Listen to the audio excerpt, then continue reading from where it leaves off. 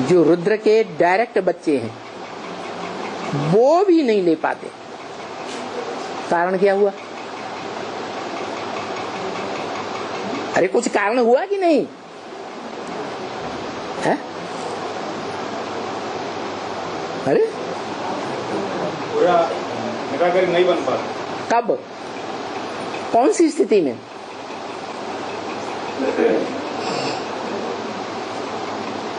कौन सी परिस्थिति में? कौन सी प्रवृत्ति? कान की प्रवृत्ति, राधा कृष्ण की तरह आंख की प्रवृत्ति, कौन सी प्रवृत्ति में? कर्म करते हुए ना। कौन सा कर्म? कामेंद्रिय का। कामेंद्रिय का कर्म करते हुए, निरंतर कर्म करते हुए भी मन बुद्धि से नीचे नहीं आते,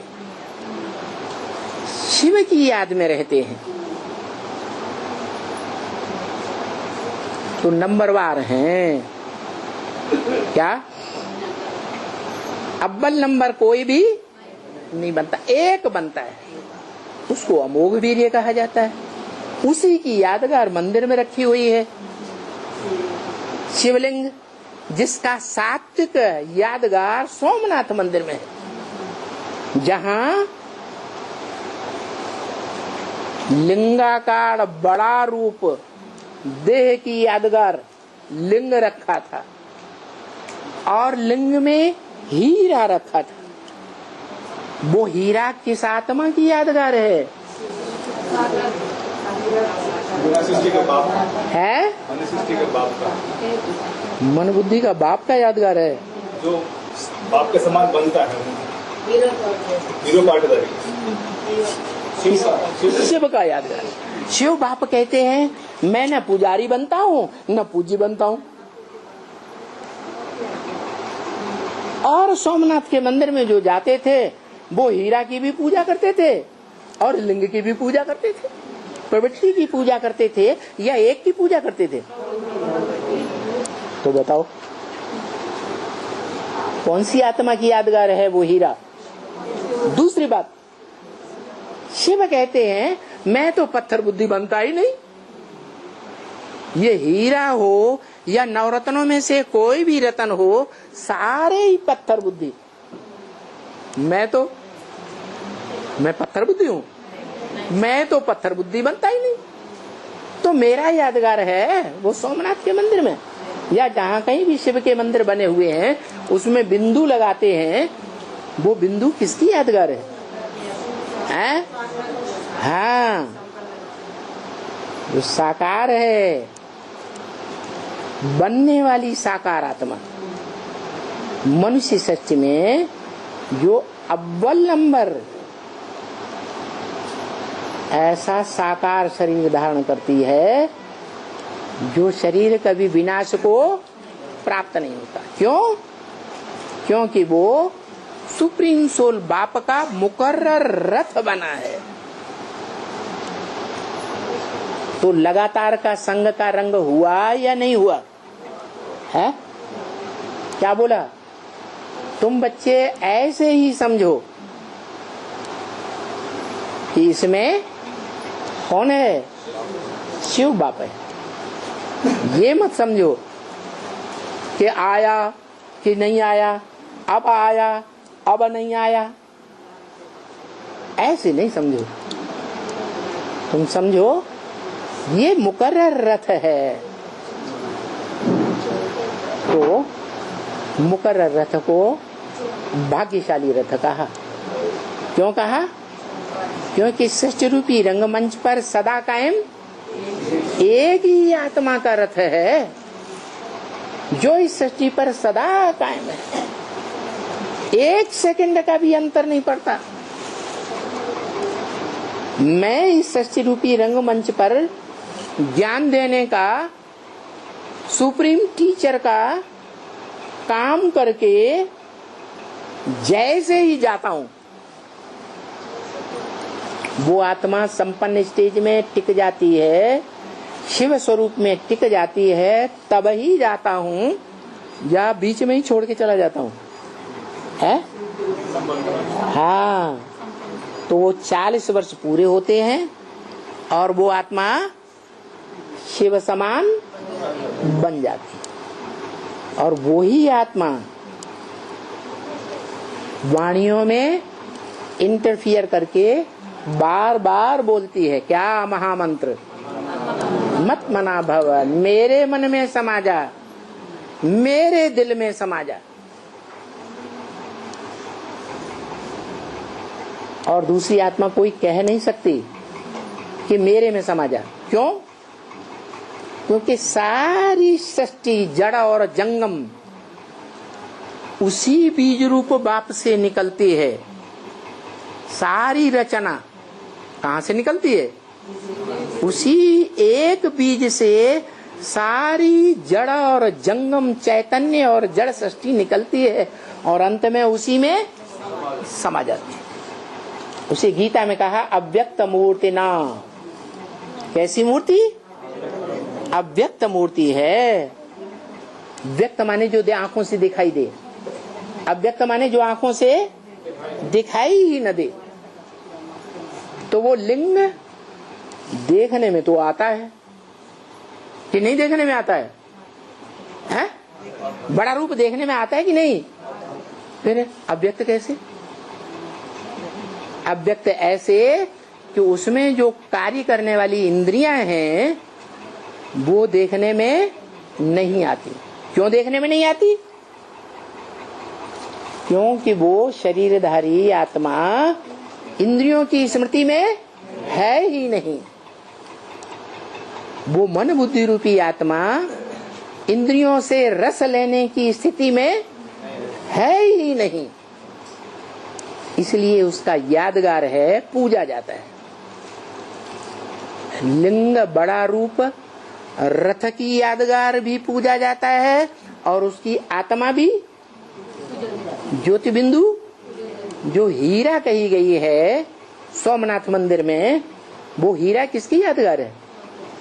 शिव भगवान कहते हैं, शिव बाप कहते हैं मैं तो हीरो बनता ही नहीं।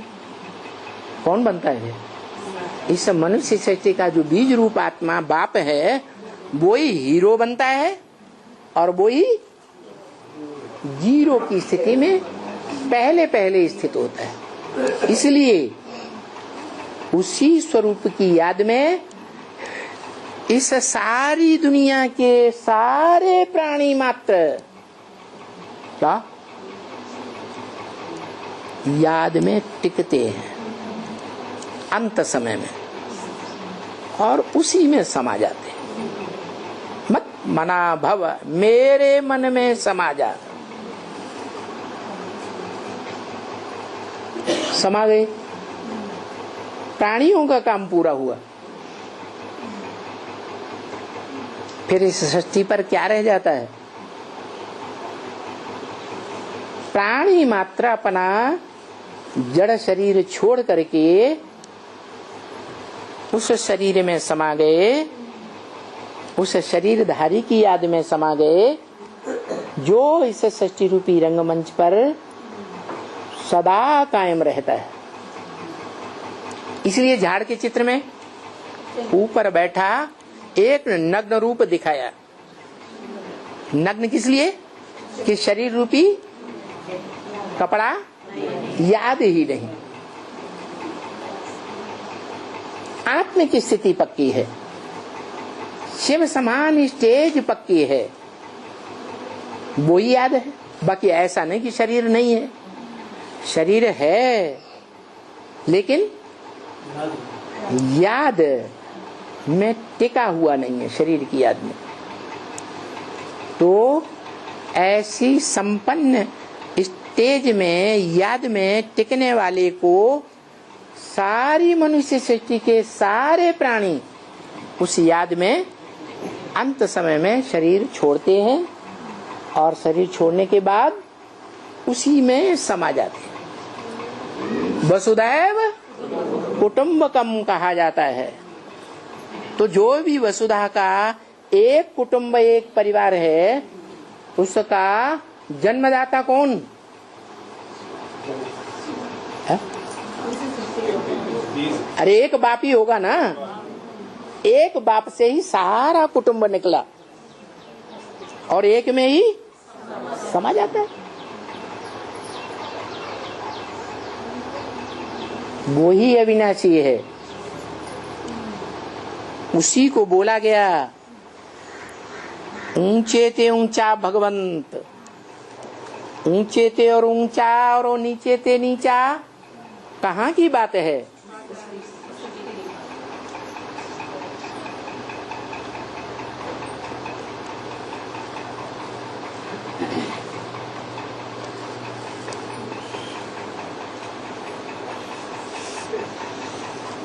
इस षष्ठ रूपी रंगमंच की बात है। इस षष्ठ रूपी रंगमंच पर ऊंचे ते ऊंचा भगवंत भगवान जो ऊंचे ते ऊंचा कर्म करके दिखाए, तब ऊंचे ते ऊंचा भगवंत यह प्रैक्टिकल कर्म करके भी न दिखाए और सारी सृष्टि में नंबरवार ऊंचे ते ऊंचा बना कर दिखाए।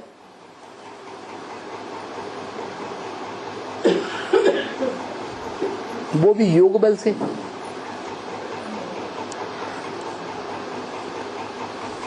तो पहले वो योग बल की प्रॉपर्टी उसके पास होनी चाहिए या नहीं होनी चाहिए? धनवान बाप होगा तो धन का वर्षा देगा,